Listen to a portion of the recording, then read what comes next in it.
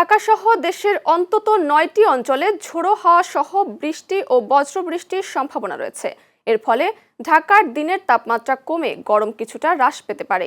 বাংলাদেশ আবহাওয়া অধিদপ্তরের পূর্বাভাস অনুযায়ী উপকূলীয় এলাকায় ঘন্টায় ৪৫ থেকে ৬০ কিলোমিটার বেগে দমকা হাওয়ার আশঙ্কায় ঢাকা, খুলনা, বরিশাল, চট্টগ্রাম ও কক্সবাজার সহ ৯টি অঞ্চলের নদীবন্দরগুলোতে ১ নম্বর সতর্ক সংকেত দেখাতে বলা হয়েছে।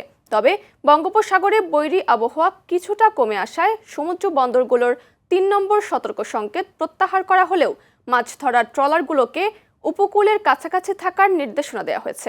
অন্যদিকে টানা বর্ষণে কক্সবাজারের নিম্নাঞ্চলের তীব্র জলাবদ্ধতা তৈরি হয় দিনমজুর ও রিকশা চালক সহ নিম্ন আয়ের মানুষের রোজগার কমে জীবনযাত্রার চরম দুর্ভোগ নেমে এসেছে।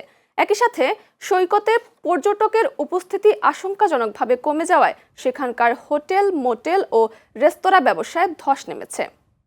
বর্তমান সিঙ্গেল চলতেছে, তো সিঙ্গেলের কারণে যায় টানা বর্ষার বৃষ্টিটার কারণে যায় আমাদের ব্যবসা বাণিজ্য কম হচ্ছে বা আমাদের একটু কষ্ট হয়ে যাচ্ছে, ইনকাম কম হচ্ছে, পরিবার নিয়ে চলতে কষ্ট হচ্ছে।